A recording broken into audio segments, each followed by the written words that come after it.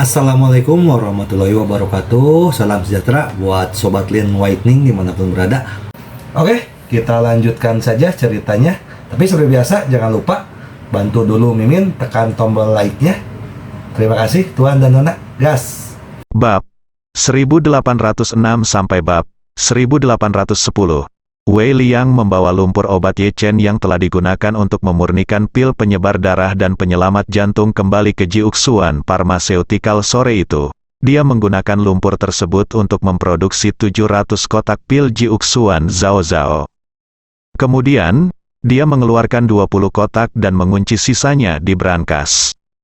Segera setelah itu, dia memerintahkan orang kepercayaannya untuk mulai menerbitkan berita di negara tersebut meminta sukarelawan untuk menguji obat anti kanker baru, dan meminta para sukarelawan tersebut untuk memberikan gambaran tentang situasi keluarga mereka dan kasus nyata mereka. Sesuai rencana Wei Liang, ia berencana mengumpulkan pelamar selama seminggu, lalu memilih 100 orang yang paling cocok dari pelamar tersebut. Saat itu, semuanya akan diundang ke Jinling untuk melakukan pengujian obat secara terpusat. Dia mengatakan itu adalah ujian pengobatan, tetapi dia tahu betul bahwa ini sebenarnya Ye Chen memberi 100 orang, atau 100 keluarga, kesempatan untuk dilahirkan kembali. Setelah membuat pengaturan ini, dia bergegas ke bandara dengan membawa 20 kotak pil Jiuxuan Zai Zhao dan bergegas ke Amerika Serikat. Saat pesawat lepas landas, Wei Liang masih sedikit gugup. Dia sama sekali tidak memahami kemanjuran pil Jiuxuan Zai Zhao ini. Jadi dia tidak tahu apakah dia dapat menyelesaikan tugas yang diberikan oleh Ye Chen kali ini ketika dia pergi ke Amerika Serikat. Tapi dia tidak pernah membayangkan gelombang seperti apa yang akan ditimbulkan oleh 20 kotak pil Jiuxuan Zai Zhao ini di Amerika Serikat. Pada malam Wei Liang berangkat ke Amerika Serikat, Concorde keluarga Ye juga diam-diam terbang ke Jinling untuk mempersiapkan perjalanan Ye Chen ke Timur Tengah terlebih dahulu. Untuk menyelesaikan semua masalah tahanan Wan Longdian dan pangkalan dalam satu langkah, Ye Chen tidak hanya membuat kesepakatan dengan Wan Pojun untuk bertemu di Bandara Beirut, ibu kota Lebanon, besok pagi, tetapi juga menghubungi Hamid terlebih dahulu. Pertama-tama dia meminta Hamid untuk bersiap menyediakan lokasi perundingan, dan kemudian menelepon Said, pemimpin pasukan pemerintah yang kini mendapat promosi tinggi. Said kini menjadi pahlawan nasional dan berjasa. Dia menangkap 15.000 tentara istana Wan Long tanpa pertumpahan darah, yang membuatnya terkenal dalam satu pertempuran. Selain itu, ia juga dipromosikan di tentara pemerintah dan kini memiliki masa depan cerah. Namun, dia juga mengkhawatirkan 15.000 tentara di istana Wan Long. Begitu banyak tahanan yang jauh melebihi kapasitas sistem penjara mereka, sehingga mereka hanya bisa membangun penjara sementara menggunakan tenda berbaris dan kawat berduri di daerah pegunungan di pinggiran untuk memenjarakan tentara istana Wan Long di sini. Namun memberi makan 15.000 tentara ini merupakan beban yang sangat besar bagi mereka. Memberi mereka makan setiap hari saja membutuhkan banyak uang. Selain itu, mempertahankan pengoperasian penjara sementara ini juga memerlukan investasi tenaga kerja dan sumber daya material yang besar, yang bahkan lebih buruk lagi bagi pasukan pemerintah yang sudah kewalahan. Mereka awalnya ingin berbicara dengan Wan Pojun dan meminta istana Wan Long untuk membayar kompensasi dan kemudian segera membawa 15.000 tahanan. Namun, selama periode ini, dia dan Wan Pojun sedang sibuk untuk membalas dendam dari keluarga Ye. Mereka juga harus berlutut di Gunung Yeling untuk bertobat, atau mereka sibuk dengan pemakaman orang tua mereka dan tugas mengapur yang diatur oleh Ye Chen, sehingga mereka tidak dapat menghubungi Wan Pojun sama sekali. Tepat ketika dia tidak tahu apa yang harus dilakukan dengan 15.000 tahanan ini, Ye Chen menelepon. Said hanya mengetahui bahwa nama belakang Ye Chen adalah Ye, tetapi dia tidak tahu bahwa Ye Chen berasal dari keluarga Ye. Jadi dia tidak banyak berpikir ketika menerima telepon Ye Chen dan bertanya kepadanya dengan sangat sopan, "Mengapa Tuan Ye punya waktu untuk menelepon saya?" Ye Chen tersenyum dan berkata, "Tuan Said, saya menelepon untuk berkomunikasi dengan Anda tentang Istana Wan Long." Istana Wan Long, Said tiba-tiba menjadi bersemangat dan bertanya dengan tergesa-gesa, "Tuan Ye, apakah Anda punya saran bagus tentang Istana Wan Long?" Sejujurnya, 15.000 tahanan ini telah membuatku sengsara. Ye Chen tersenyum dan berkata, saya hanya ingin berkomunikasi dengan Anda. Mari kita selesaikan masalah ini sepenuhnya. Lakukan, kamu punya waktu besok. Jika waktumu tepat, kita akan bertemu di markas Hamid dan membicarakan masalah ini dengan baik. Dengan itu, Ye Chen berkata. Lagi, ngomong-ngomong, saya juga akan menelepon Wan Pojun, master dari Istana Wanlong, berakhir pada waktu itu. Berkata berseru, Tuan Ye, apakah Anda kenal Wan Pojun? Ye Chen berkata, saya tidak mengenalnya sebelumnya, dan saya baru bertemu dengannya baru-baru ini. Jadi saya ingin membantu Anda menengahi di tengah dan menemukan seseorang yang bisa menentang kedua belah pihak. Semua adalah solusi yang menguntungkan. Bagaimana menurut Anda? Tidak masalah, kata setuju tanpa ragu. Baginya, para tahanan itu kini sangat merepotkan. Kalau terus dikurung seperti ini, entah akan terus digelontorkan uang berapa lagi. Namun jika kita membiarkan mereka semua pergi dan langsung mengusir mereka ke luar negeri, maka masalah ini akan menjadi lebih buruk. Oleh karena itu, ia saat ini sedang menunggangi seekor harimau yang sulit diturunkan. Keesokan paginya, Ye Chen minta diri untuk melakukan sesuatu dan meninggalkan rumah sendirian. Setelah berkendara ke bandara, ia langsung naik concorde dan bergegas menuju Lebanon. Siang harinya, Ye Chen sudah bertemu dengan Wan Pojun di Lebanon, lalu naik helikopter langsung ke markas Hamid. Hamid juga sudah bangun pagi-pagi, berkemas, dan menunggu Ye Chen tiba. Di pesawat, Wan Pojun melapor kepada Ye Chen, Tuan Ye, saya sudah berkomunikasi dengan Nona He. Bulan depan, Yisu Shipping akan memiliki 43 kapal kargo yang melewati Teluk Aden. Saat itu, pengawalan kami tentara akan tiba lebih awal. Hubungi pelaut kapal barang dan kawal setiap kapal barang di kapal. Ye Chen mengangguk dan bertanya kepadanya, berapa banyak tentara pengawal yang dibutuhkan sebuah kapal? Wan Pojun berkata, praktik industri untuk pengawalan bersenjata adalah 3 hingga 6 orang. Biasanya jika mereka melihat bajak laut mendekat, pengawal ini akan melepaskan tembakan peringatan. Ketika bajak laut menemukan ada orang bersenjata, mereka pada dasarnya akan berhenti menyerang. Setelah itu, Wan Pojun melanjutkan, saat ini kami memiliki 3 kelompok per kelompok, orang-orang, keterampilan tempur para prajurit di Istana Wanlong jauh lebih baik daripada pengawal bersenjata. 3 orang cukup untuk menghadapi bajak laut itu. Ye Chen berkata, jika Anda bertemu bajak laut, Anda harus melawan pertarungan yang bagus dan cobalah untuk memenangkan Wanlong. Dia menjadi terkenal di bidang pengawalan bersenjata. Wan Pojun tampak serius dan berkata dengan serius, jangan khawatir, Tuan Ye, saya sudah memberikan instruksi kepada anak buah saya. Jika kita cukup beruntung bertemu bajak laut, kita harus memastikan untuk memusnahkan semua bajak laut dan tidak meninggalkan siapapun di belakang. Ye Chen melambaikan tangannya, dia berkata, pemusnahan total tidak lagi menarik. Setelah mengatakan itu, Ye Chen menambahkan, lihat, apa yang paling suka dilakukan para bajak laut ini adalah menculik anggota kru dan meminta tebusan. Jadi mengapa kita tidak membiarkan mereka naik kapal dulu, lalu menangkap mereka hidup-hidup, lalu meminta tebusan kepada mereka? Wan Pojun sedikit terkejut, lalu berkata dengan penuh semangat, ini metode yang bagus. Jika Anda membayar kembali tubuh orang lain menghalangi jalan orang lain, maka itu akan sama, benar-benar dapat menghancurkan reputasi Istana Wanlong. Ye Chen mengangguk dan berkata, jika mereka memberikan uang tebusan, biarkan mereka pergi. Jika tidak, bunuh mereka. Di masa depan, Istana Wanlong akan bajak laut ini pasti lebih gelap dari hati mereka, dan kamu harus bermain dengan mereka dengan baik sampai mereka takut padamu di dalam hati mereka. Hanya dengan cara ini mereka bisa jujur di depanmu. Saat dia berkata, Ye Chen kemudian dia berkata, saya memiliki pemahaman umum tentang bajak laut di Teluk Aden. Jumlah mereka besar dan memiliki mentalitas balas dendam yang sangat kuat. Jika mereka berani membalas terhadap kuil Wanlong atau kapal kargo East Shipping di masa depan, lalu langsung kirim beberapa jenderal perang bintang 5 menyelinap ke sarang mereka dan bunuh pemimpin mereka. Setelah pemimpin lama terbunuh, jika pemimpin baru muncul dan berani menjadi musuh kita, bunuh dia juga, kami Akan melanjutkan sampai salah satu dari mereka tidak berani bertarung dengan kami lagi, sampai pemimpin musuh muncul. Ye Chen paling percaya dalam membunuh orang dan menghukum hati. Satu-satunya cara untuk membuat orang-orang yang sangat jahat menjadi jujur adalah dengan menjadi lebih kejam dan jahat dari mereka. Gaya bajak laut yang aktif di Teluk Aden tidak berbeda dengan bandit yang aktif pada masa itu.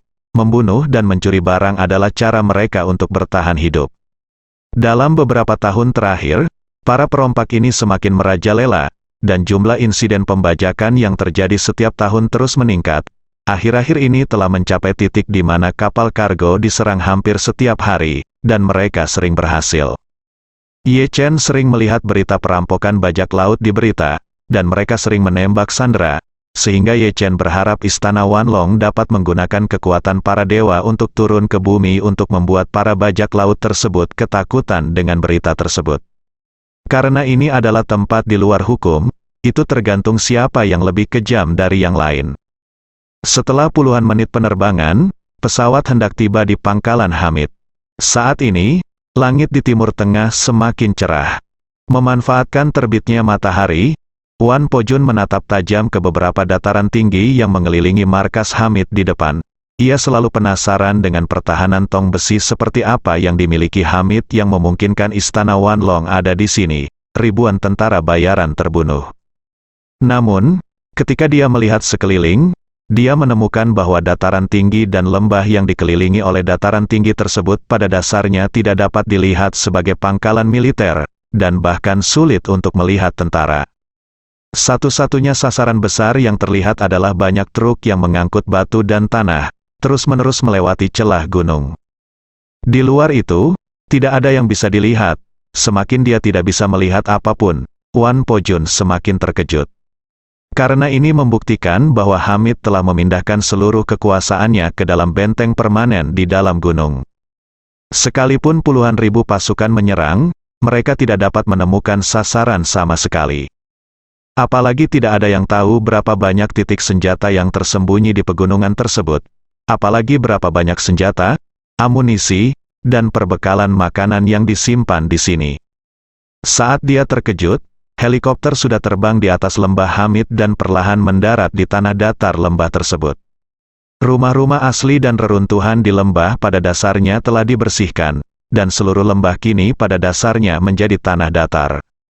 Dan terlihat tempat ini telah disulap menjadi tempat latihan, dengan taman bermain, lapangan tembak dan berbagai rintangan. Hamid pun menunggu lama.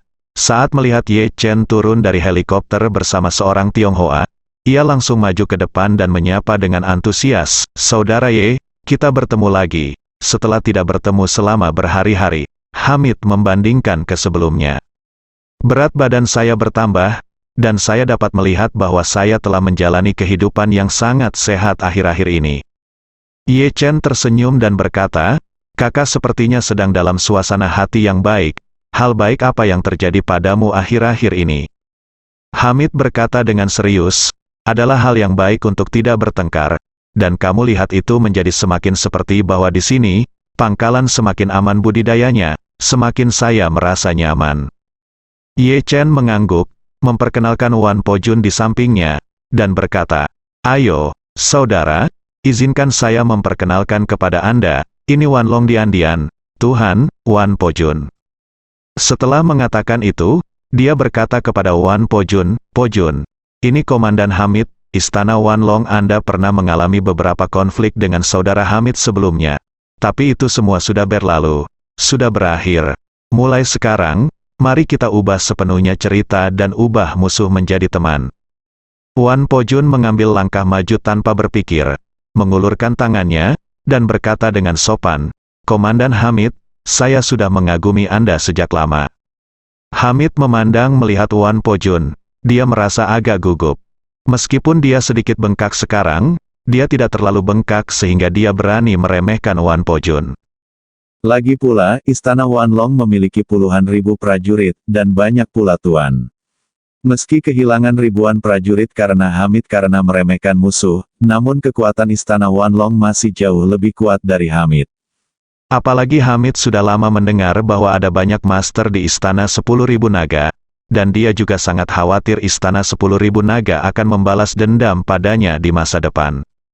Sekarang Ye Chen benar-benar menjadi penengah dari hal itu, memintanya untuk mengubah musuh menjadi teman Wan Po Jun. Dia tentu saja bersedia melakukannya.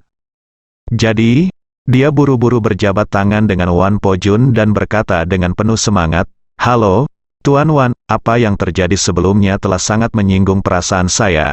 Mohon jangan tersinggung." Wan Po Jun dengan sungguh-sungguh berkata, "Komandan Hamid, tolong yakinlah, karena Tuan Ye telah mengatakan bahwa dia akan mengubah cerita sepenuhnya. Wan tidak akan pernah mengganggunya lagi, Hamid." Melihat Wan Po Jun begitu ceria, dan kata-katanya penuh rasa hormat kepada Ye Chen, dan dia merasa dalam hatinya dia tidak bisa tidak terkejut. Dia tidak mengerti mengapa Wan Po Jun begitu menghormati Ye Chen. Ye Chen tersenyum sedikit saat ini dan berkata dengan terkejut, "Saudaraku, Po Jun dan Istana Wanlongnya telah bersumpah setia kepadaku. Mulai sekarang, dia akan menjadi milikmu untukmu." Kata-kata Ye Chen, Hamid tercengang. Dia awalnya mengira Ye Chen ada di sini untuk berdamai kali ini, tetapi dia tidak pernah bermimpi bahwa Wan Po Jun dan Istana Wanlong telah berjanji setia kepada Ye Chen. Jadi dia tanpa sadar bertanya, "Saudaraku, apakah ini benar atau salah? Apakah kamu bercanda?" Tepat ketika dia tidak dapat mempercayai semua ini, Wan Po Jun juga berkata, "Komandan Hamid, Tuan Ye tidak bercanda denganmu. Wanlong Istana memang telah bersumpah setia kepada Tuan Ye." Hamid merasa ngeri, menatap Ye Chen, dan bergumam, "Tua, saudara, bagaimana kamu melakukan itu?" Ye Chen tersenyum dan berkata, "Kita akan membicarakannya nanti. Kapan Said akan tiba?" Hamid melihat waktu itu dan menjawab, "Sekitar 10 menit. Oke." Ye Chen mengangguk, "Kalau begitu, mari kita tunggu dia di sini." 10 menit kemudian, helikopter lain mendarat perlahan di lembah. Said, yang mengenakan seragam militer, melompat keluar dari helikopter dengan langkah besar. Ketika dia melihat Ye Chen, dia maju untuk menyambutnya dengan hangat. "Halo, Tuan Ye, akhirnya kita bertemu lagi." Ye Chen mengangguk dan tersenyum. Dan bertukar salam dengannya, lalu memperkenalkan Wan Po Jun kepadanya. Said belum pernah bertemu Wan Po Jun sebelumnya, dan tiba-tiba mengetahui bahwa pemuda di sebelah Ye Chen adalah Wan Po Jun, dan dia masih sedikit bingung untuk beberapa saat. Ye Chen menepuk bahu Said dan berkata sambil tersenyum, "Kali ini saya meminta Anda datang untuk wawancara. Hanya untuk menyelesaikan semua masalah antara Anda dan Istana Wanlong dalam satu langkah, dan memberi Anda masalah yang lebih baik. Bagaimana kalau kita ke ruang rapat Panglima Hamid untuk membahasnya secara detail?" "Baiklah." Said menyetujui dengan cepat. Ketika mereka berempat datang ke ruang konferensi, Ye Chen berkata langsung ke intinya, katanya, 15.000 tahanan di Istana Wanlong pasti menjadi beban dan beban besar bagimu, kan? Kata Yide tentu saja tidak.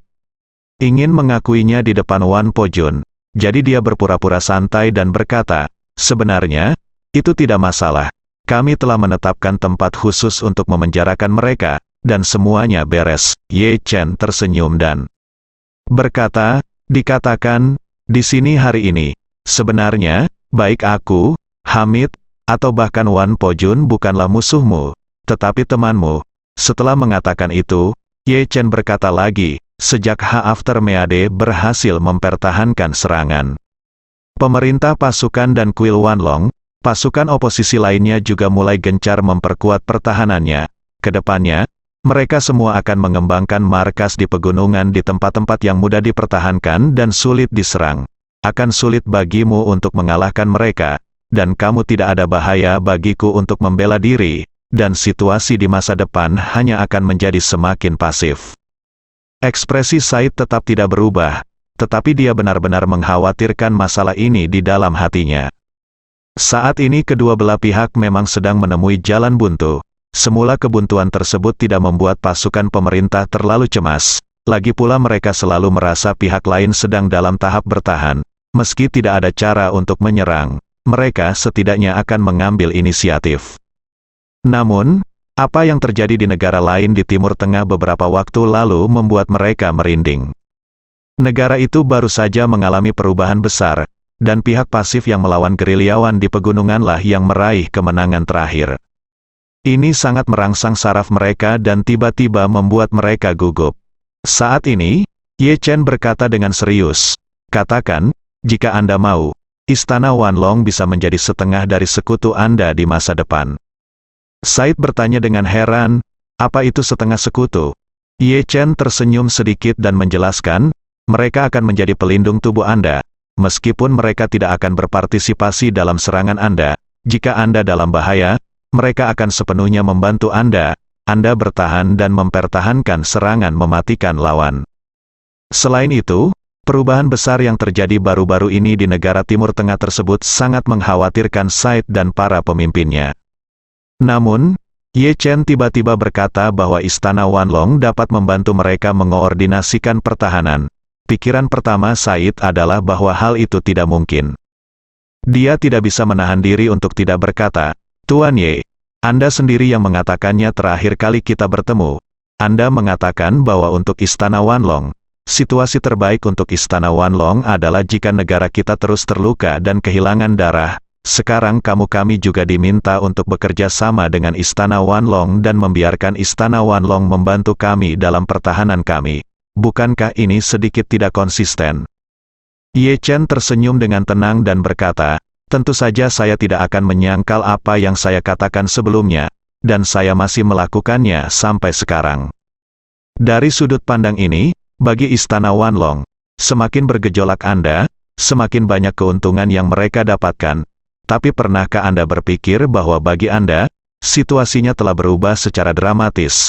Sebelumnya, Anda berjuang habis-habisan dan tidak dapat dihentikan, termasuk pihak oposisi, termasuk Hamid, tidak dapat menangkis setelah dikalahkan oleh Anda. Mereka hanya bisa meringkuk dan berlama-lama berbicara. Tentang ini, Ye Chen berkata lagi, "Tetapi Anda juga memahami situasi saat ini, dan Anda paham juga dengan perubahan posisi Hamid. Saya sudah melihat dengan mata kepala sendiri bahwa dengan tingkat pertahanan Hamid, jika dia terus melawan Anda, sama sekali tidak ada yang bisa Anda lakukan untuk melawannya. Terlebih lagi, banyak rekan yang memiliki tujuan yang sama. Dengan Hamid mencoba yang terbaik untuk meniru karyanya, mereka telah membangun pangkalan pertahanan yang tidak dapat ditembus di daerah pegunungan, dan situasi Anda akan menjadi lebih pasif. Jika Anda ingin menyerang, Anda pasti tidak akan bisa mengalahkannya. Jika kamu ingin bertahan, kamu tidak akan mempunyai bahaya untuk bertahan di kota. Jadi situasimu di masa depan hanya akan menjadi semakin pasif." Ketika Said mendengar ini, ekspresinya sangat serius. Sejak kemenangan Hamid dalam 2 pertempuran defensif, hal ini telah membuka jalan bagi partai-partai oposisi lainnya, dan kedua perang itulah yang membuat Said dan para pemimpinnya memahami bahwa pertempuran ofensif terlalu sulit untuk dilakukan. Pertempuran adalah hal yang sepele. Banyaknya korban jiwa di kalangan personel sendiri akan mengakibatkan hilangnya moral tentara. Ini adalah masalah yang paling sulit. Jika perang seperti itu hanya perlu berlangsung 2 atau 3 kali lagi, para prajurit di ketentaraan akan sangat takut dengan pertempuran yang dibentengi. Setelah itu, tidak ada yang berani berperang sama sekali. Situasi ini memang sangat pasif bagi mereka. Melihat dia terdiam, Ye Chen melanjutkan dengan senyuman di bibirnya, "Ide saya sebenarnya sangat sederhana. Bahkan jika sebagian besar dari puluhan ribu tentara di Istana Wanlong sedang menjalankan misi di luar negeri, mereka masih membutuhkan pangkalan tetap untuk memuaskan mereka, hidup, pelatihan, istirahat dan persiapan. Jadi saya ingin menegosiasikan solusi dengan Anda atas nama Istana Wanlong." Meskipun Said tidak berbicara, matanya terus menatap Ye Chen, seolah menunggu konten di balik Ye Chen. Melihat ini, Ye Chen berkata, "Pertama-tama, Anda akan memberi Istana Wanlong tanah seluas 100 km persegi sebagai pangkalan belakang. Sebagai imbalannya, Istana Wanlong tidak hanya akan mengoordinasikan pertahanan ketika Anda menerima serangan, tetapi juga memberikan pertahanan berkelanjutan. Saya ingin membantu Anda melatih tentara." Setelah mengatakan ini, Ye Chen berhenti sejenak dan berkata dengan emosi, "Saya rasa Anda tidak perlu menunjukkan betapa buruknya tingkat pelatihan prajurit Anda. Peralatannya sendiri tidak bagus. Jika pelatihan tidak dapat mengikuti, jika Anda melakukannya, situasi Anda hanya akan menjadi semakin memalukan. Ekspresi Said sedikit berubah, dan kata-kata Ye Chen memang menyentuh titik-titik rasa sakit yang selalu mereka alami.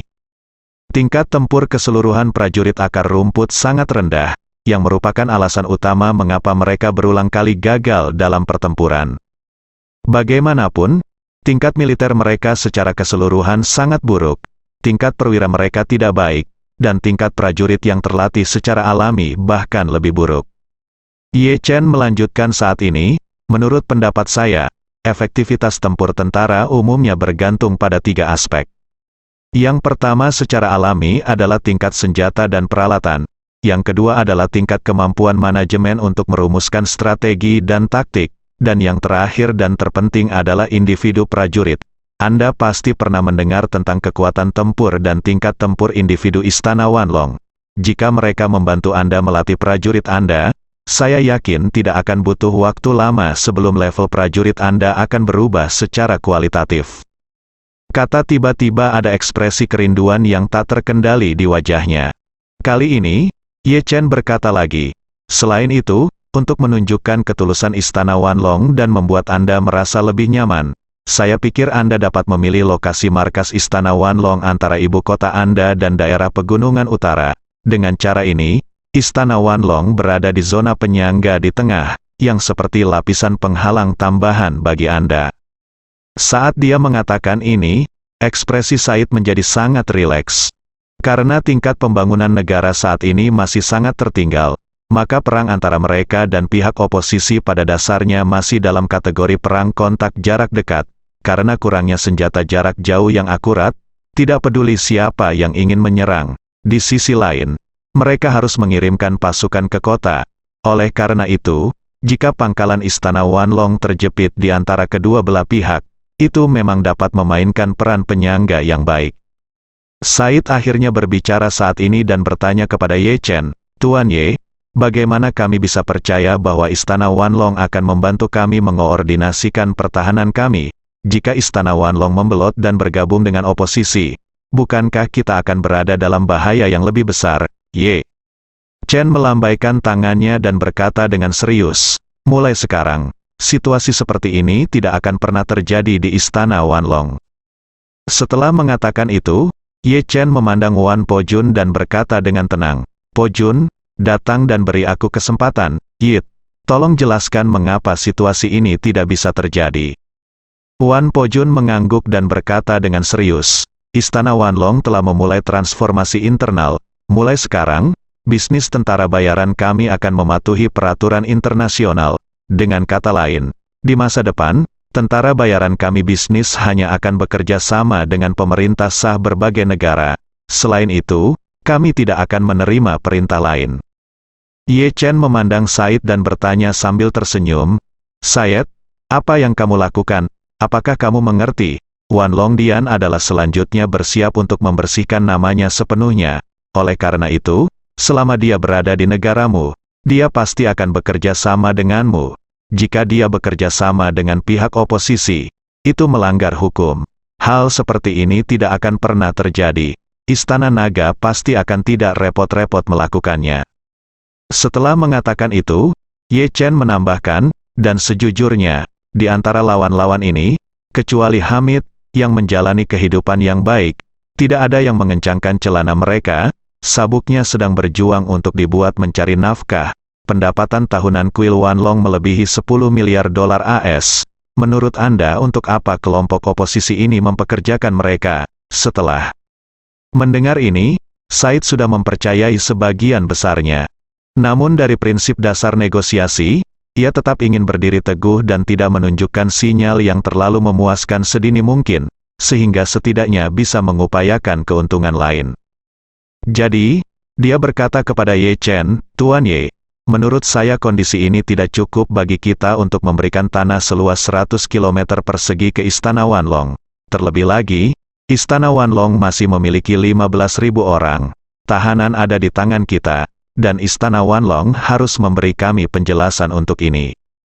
Ye Chen mengangguk, melambaikan tangannya, dan berkata, katanya, kamu tidak perlu bermain perang psikologis di sini. saya memanggil semua orang untuk berbicara tentang masalah ini.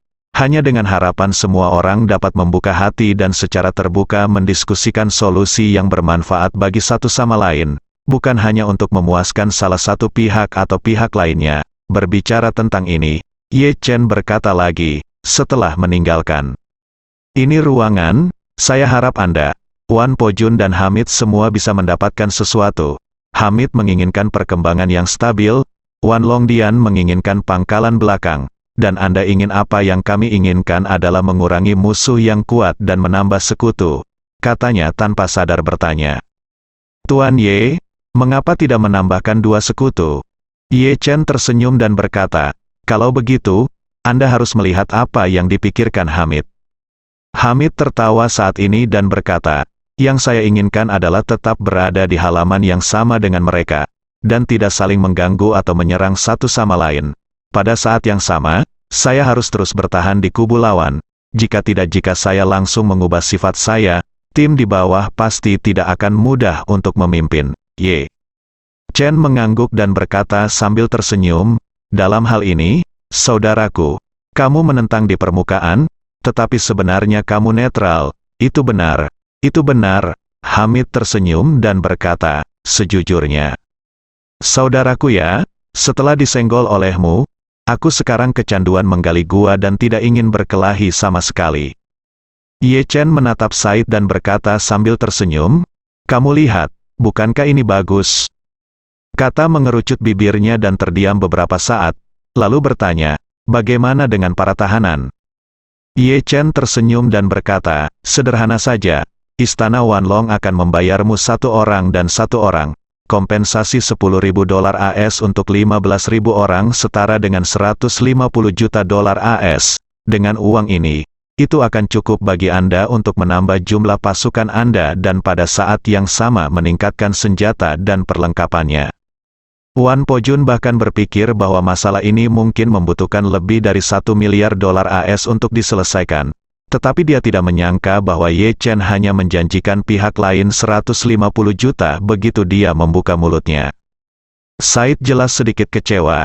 Dia juga tahu bahwa Wan Longdian sangat kaya, dan dia telah memikirkan apakah dia bisa mengambil kesempatan ini untuk membuat kesepakatan besar dengan Wan Longdian. Tapi dengan jumlah $150 juta, jadi itu cukup besar, sedikit lebih sedikit. Tetapi jika menyangkut lebih banyak, sebenarnya tidak banyak. Jadi, dia terbatuk 2 kali dan berkata, Tuan Ye, apakah jumlah 150 juta itu terlalu sedikit? Selain itu, mari kita berikan Istana Wanlong tanah 100 km persegi, dan Istana Wanlong harus memberikan sejumlah uang sewa. Benar, kalau tidak, kami tidak akan bisa menjelaskan kepada orang-orang. Ye Chen berkata dengan murah hati, oke, Said, kembalilah dan bicaralah dengan para pemimpin Anda. Selain kompensasi $150 juta AS, Anda setelah mengalokasikan mendarat ke Istana Wanlong. Istana Wanlong akan memberi Anda 100.000 ton gandum lagi setiap tahun. Bukankah merepotkan bagi Anda untuk membeli gandum? Kebetulan saya memiliki perusahaan pelayaran sendiri. Jika saatnya tiba, saya akan membeli gandum di Tiongkok dan mengirimkannya secara langsung. Layanan dari pintu ke pintu, dikirim ke pelabuhan Anda. Ye Chen tahu bahwa bagi Said dan para pemimpin mereka, masalah saat ini bukan hanya perang, tetapi juga penghidupan dasar masyarakat. Awalnya mereka adalah satu-satunya pengekspor pangan di Timur Tengah, namun perang yang terus berlanjut menyebabkan produksi pangan mereka terus menurun, dan kekurangan pangan menjadi masalah besar bagi mereka.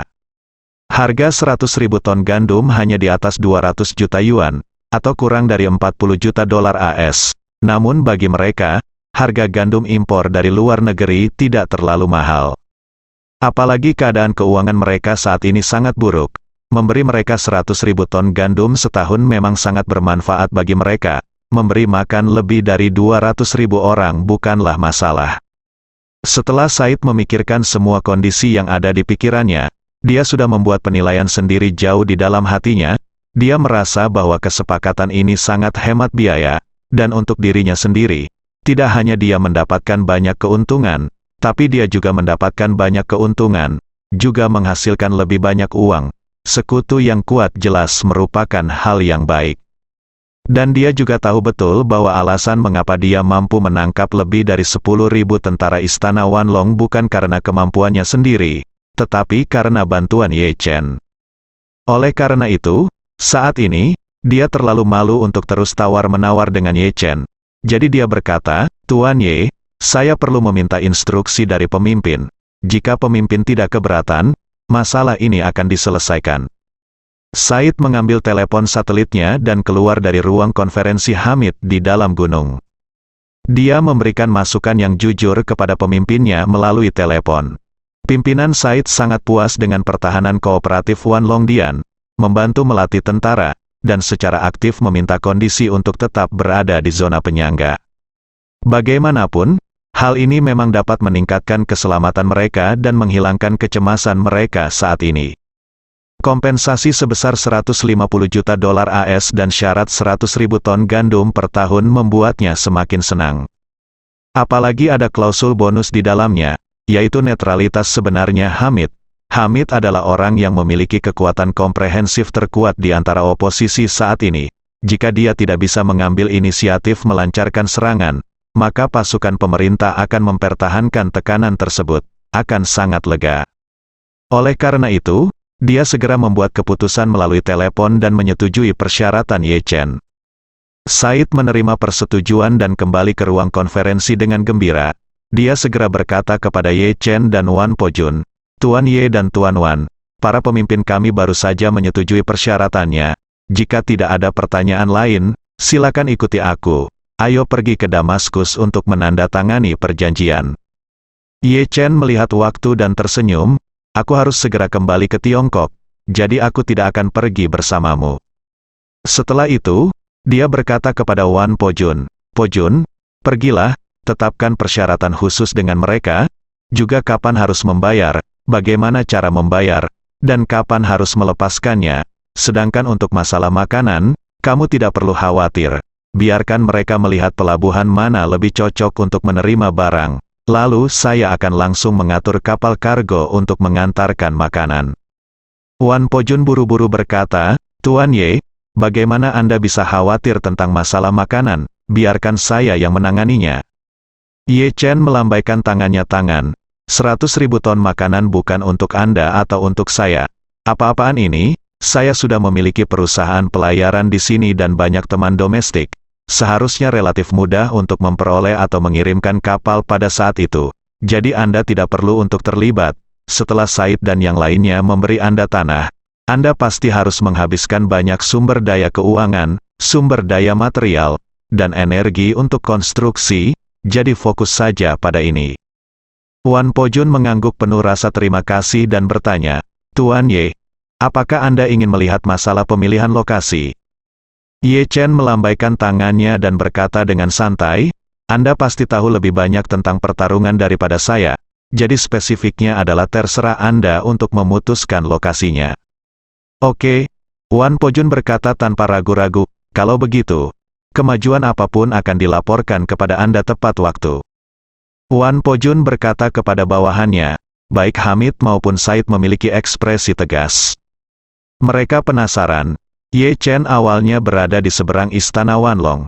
Dia pertama-tama membantu Hamid merusak istana Wanlong, dan kemudian membantu Said menangkap 15.000 tentara istana Wanlong. Berpikir bahwa saya tidak mengerti mengapa Ye Chen tiba-tiba mulai bantu istana Wanlong menyelesaikan masalah pangkalan belakang hari ini. Sekarang mereka tiba-tiba mendengar Wan Pojun menyebut dirinya bawahan, dan keduanya sangat terkejut. Menurut makna ini, istana Wanlong seharusnya menjadi milik Ye Chen. Tepat ketika mereka berdua merasa ngeri, Ye Chen berkata kepada Wan Pojun, "Kamu bisa langsung pergi ke Damaskus dengan Said di pesawatnya. Saya akan langsung pergi ke Beirut setelah mengobrol sebentar dengan saudara Hamid," kata Wan Pojun dengan hormat. "Baik, Tuan Ye, saya akan pergi sekarang," kata akhirnya sadar kembali. Meskipun dia memiliki banyak pertanyaan untuk ditanyakan pada Ye Chen, dia juga tahu di dalam hatinya bahwa ini bukan waktunya untuk bertanya padanya. Ketika dia mengucapkan kata-kata ini, dia berinisiatif untuk berkata kepada Ye Chen, "Tuan Ye, saya akan kembali ke Damaskus dulu. Terima kasih atas bantuan Anda yang tiada henti. Saya berharap dapat bertemu Anda lagi lain kali." Ye Chen mengangguk dan tersenyum. Oke. Sampai jumpa lagi, kata Ye Chen dan Hamid mengirim mereka berdua ke pintu dan menyaksikan helikopter lepas landas. Hamid berseru, "Saudara Ye, kamu sangat luar biasa.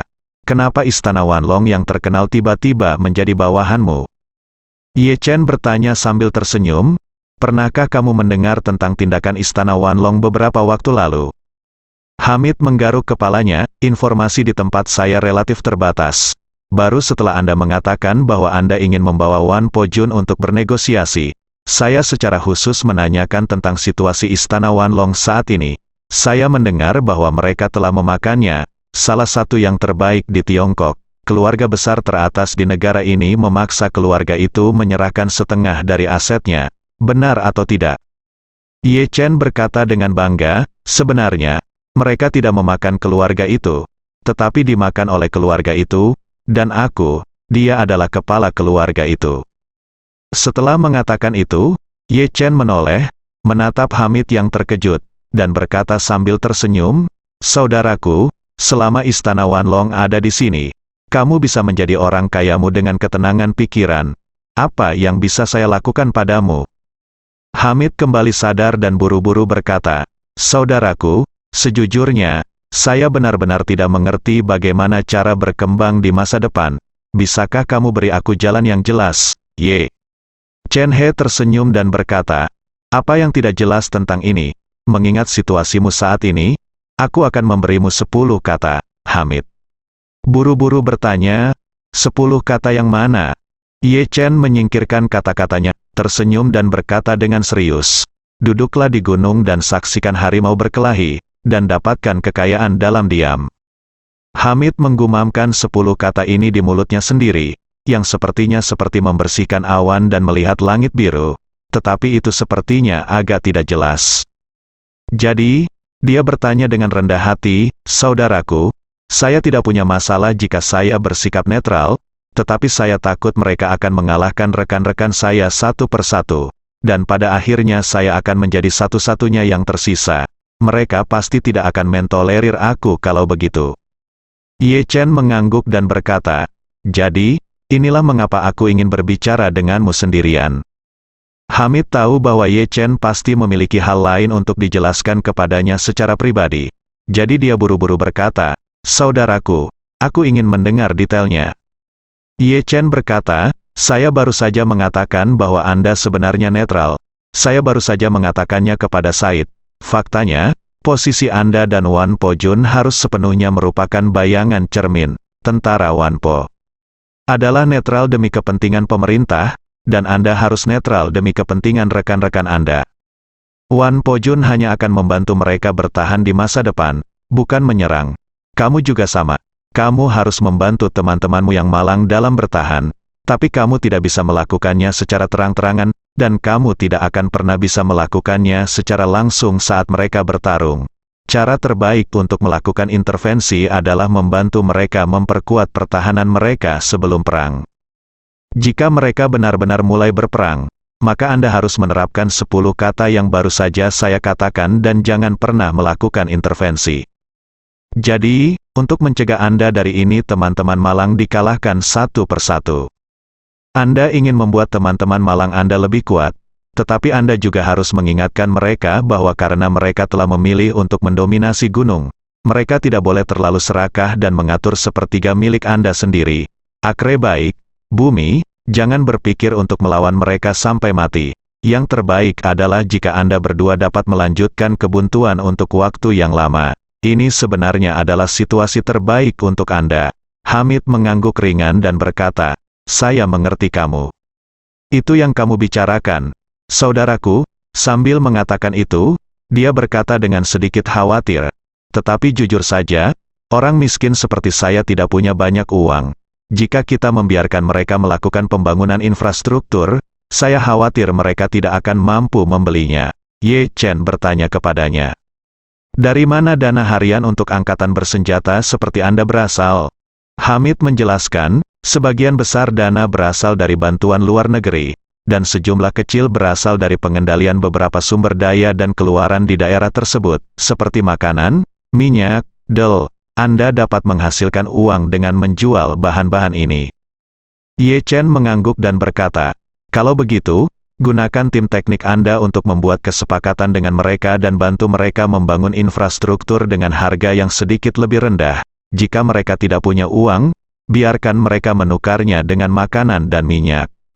Setelah mengatakan itu, Ye Chen bertanya lagi, jika pasukan teknik Anda membantu mereka membangun pangkalan, ingatlah untuk mengemasnya sebagai perusahaan konstruksi sipil, sehingga kata lebih mudah di muka, tetapi beberapa pekerjaan dangkal masih perlu dilakukan. Saya mengerti, Hamid berkata dengan penuh semangat, saya akan segera mulai mempromosikan masalah ini. Hamid mengagumi Ye Chen dari lubuk hatinya, bukan hanya karena Ye Chen menyembuhkan kakinya, bukan hanya karena Ye Chen membimbingnya untuk menahan serangan Istana Wanlong, tetapi juga karena kemampuan Ye Chen untuk dengan mudah membalikkan keadaan secara keseluruhan. Sebelumnya, negara ini sering dilanda perang, dan kedua pihak yang bertikai sama-sama hancur. Intervensi Istana Wanlong menempatkan Hamid dan kubunya dalam bahaya. Namun, setelah Ye Chen menunjukkan situasinya, kedua belah pihak sebenarnya sudah lama berhenti menembak. Selama periode ini, semua orang benar-benar lega.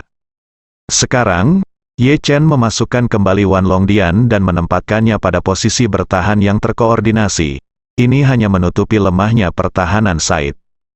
Tahukah Anda, jika masalah ini tidak terselesaikan, pihak Said akan semakin bersemangat untuk melenyapkan semua lawan dalam menghadapi tekanan pertahanan dan kelangsungan hidup yang sangat besar. Namun kini, penambahan istana 10.000 naga langsung meredakan suasana hati mereka. Berpikir lagi bahwa Wanlong Dian telah berjanji setia kepada Ye Chen, Hamid semakin mengaguminya. Saat ini, Ye Chen bertanya kepada Hamid, ngomong-ngomong, bagaimana kabar orang-orang yang saya kirim beberapa hari yang lalu? Hamid tersenyum dan berkata, mereka semua diatur untuk menggali benteng di pegunungan, termasuk mantan teman sekelas Nona He. Saya mengatur mereka ke dalam kelas penggalian, dan mereka bertanggung jawab untuk melakukan kerja keras di depan terowongan setiap hari. Saat dia berbicara, dia mendengar suara teredam tiba-tiba datang dari dalam gunung terdekat, dan kemudian itu adalah gempa mirip gempa. Hamid dengan cepat menjelaskan, saudaraku, ini adalah peledakan dan penggalian di dalam terowongan, mengebor lubang di dinding batu dan meledakkannya, mengangkut pecahan batu keluar, dan kemudian menambatkannya. Terowongan pada dasarnya sudah selesai. Ye Chen mengangguk, tersenyum, dan berkata, tempatmu ini sangat bagus. Jika kamu mengunci seseorang di tempat ini, kamu tidak perlu khawatir dia akan melarikan diri. Bahkan jika dia lari, dia tidak akan bisa melarikan diri hidup-hidup. Hamid berkata sambil tersenyum, ada pegunungan di sekitar sini. Sungguh tidak mudah untuk melarikan diri. Terlebih lagi, bahkan para petani di sekitar sini adalah orang-orang saya, dan mereka memiliki mata-mata saya di mana-mana. Orang-orang yang Anda kirim ke sini, saya akan menggunakan kepala saya untuk menjamin bahwa mereka tidak akan pernah bisa melarikan diri, dan tidak ada yang akan dapat menemukan tempat ini. Ye Chen tersenyum. Puas, itu bagus. Jika kita bertemu sesuatu lagi di masa depan, mereka yang tidak pintar akan dikirimkan kepadamu sebagai tenaga kerja gratis. Hamid menepuk dadanya dan berjanji, jangan khawatir, saudaraku, aku akan mengambil berapapun jumlah yang kamu bayarkan. Iya. Ye Chen mengangguk sedikit dan melihatnya. Melihat waktu, dia berkata, baiklah saudaraku, aku harus segera kembali ke China, jadi aku tidak akan memberitahumu lebih banyak. Aku akan kembali ketika aku punya kesempatan, kata Hamid dengan enggan. Saudaraku, setidaknya makanlah. Bagaimana kalau kita berangkat setelah makan siang? Kita bersaudara harus minum yang enak. Beberapa hari yang lalu, saya melakukan perjalanan khusus untuk meminta seseorang membeli minuman keras Maotai Cina. Saya hanya menunggu Anda untuk datang dan minum bersamamu. Ye Chen tersenyum dan berkata, tidak, saudaraku, saya mengerti. Saya masih memiliki lebih dari 4 jam penerbangan kembali. Jika saya tiba di Huaxia nanti, itu akan menjadi malam. Setelah Istana Wanlong selesai prototipe pangkalan, saya akan sering datang ke sini. Mulai sekarang, Anda dapat mengikuti saya, kita juga dapat berkomunikasi lebih pribadi. Hamid hanya bisa mengangguk dan berkata, Oke, karena Anda sangat ingin kembali, saya menang, aku tidak akan menahanmu lagi. Lain kali kamu datang, kamu harus minum. Oke, beberapa menit kemudian, Ye Chen kembali ke Beirut dengan helikopter sendirian. Ketika dia tiba di Bandara Brut dan hendak pindah ke Concorde untuk pulang, dia menerima telepon dari Wan Po-jun. Karena Ye Chen telah menjelaskan semua persyaratan dengan sangat jelas kepada Said, Wan Po-jun berhasil menandatangani semua perjanjian setelah bertemu dengan mereka di Damaskus. Selain itu, pemimpin Said secara pribadi meletakkan peta tersebut di depan Wan Po-jun dan memintanya untuk memilih lokasi yang sesuai langsung dari peta. Wan Po-jun juga mematuhi perjanjian tersebut dan memilih sebidang tanah yang relatif teratur di tengah Damaskus dan daerah berkumpulnya oposisi, bersiap untuk menggunakannya sebagai markas belakang Istana Wanlong. Meski luas keseluruhan tanahnya hampir 150 km persegi, pemimpin Said langsung menyetujuinya. Baginya, sebidang tanah ini merupakan pilihan terbaik untuk membangun kawasan penyangga. Dengan Istana Wanlong ditempatkan di sana di masa depan, hidupnya akan jauh lebih aman. Selain itu, ada juga masalah tahanan. Wan Po-jun telah mengatur agar staf keuangan Istana Wanlong segera menyelesaikan pemindahan, dan Said juga secara pribadi telah mulai mempersiapkan pembebasan orang-orang tersebut. Diharapkan ke-15.000 orang tersebut akan diangkut ke Damaskus secepatnya malam ini. Wan Po-jun berencana memberi 15.000 tentara Istana Wanlong ini cuti seminggu, memungkinkan mereka terbang dari Damaskus kembali ke negara masing-masing dengan hak tinggal permanen untuk beristirahat dengan baik, dan kemudian mengatur ulang rencana mereka selanjutnya setelah seminggu tugas. Ye Chen tidak keberatan dengan pengaturannya, jadi dia memberinya wewenang penuh untuk membuat pengaturan. Sejak saat itu, permasalahan penting di Timur Tengah telah berhasil diselesaikan. Sejauh mana Wan Po-jun dapat menguasai Istana Wanlong, masa depan sangat bergantung padanya.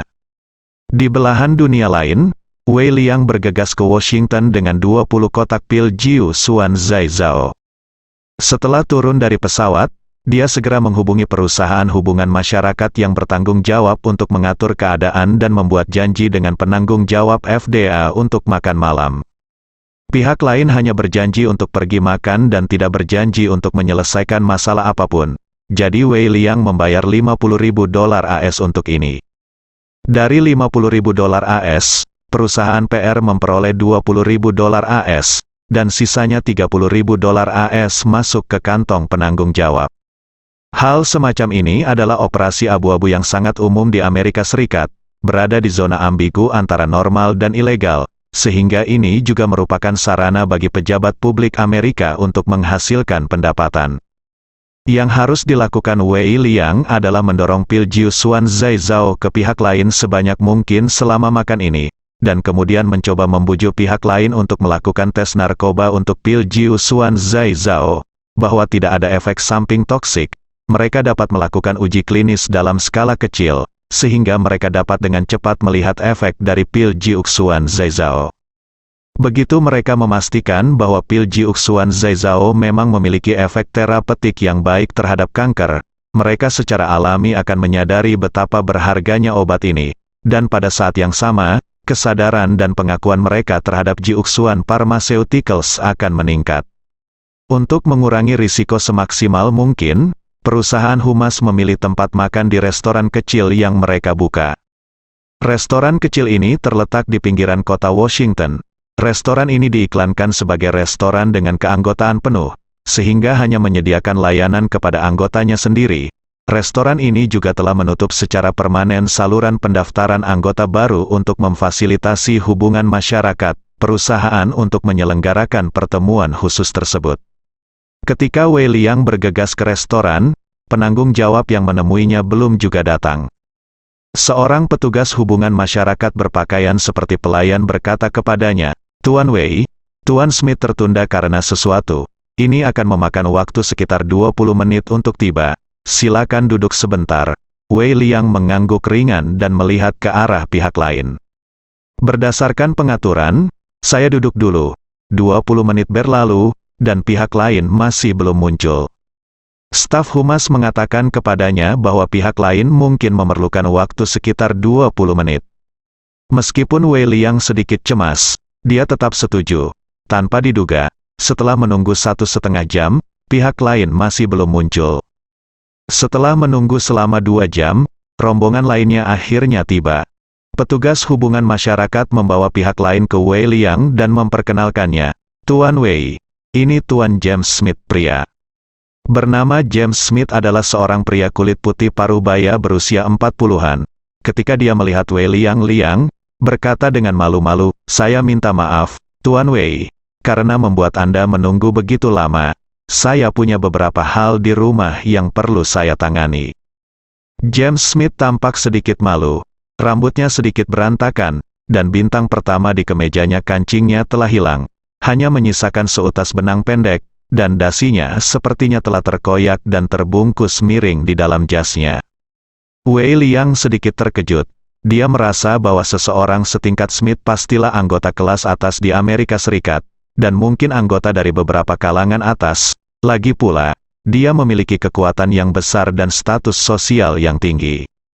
Orang-orang seperti ini menganggap dirinya sebagai pria terhormat, sehingga mereka sangat memperhatikan penampilan pribadi. Mereka berpakaian dan bertingkah laku sangat anggun, bahkan rambutnya pun tidak berantakan, dan James Smith ini terlihat seperti orang yang putus asa, penjual asuransi. Hal ini membuat Wei Liang berspekulasi bahwa dia pasti mengalami kesulitan. Bersambung.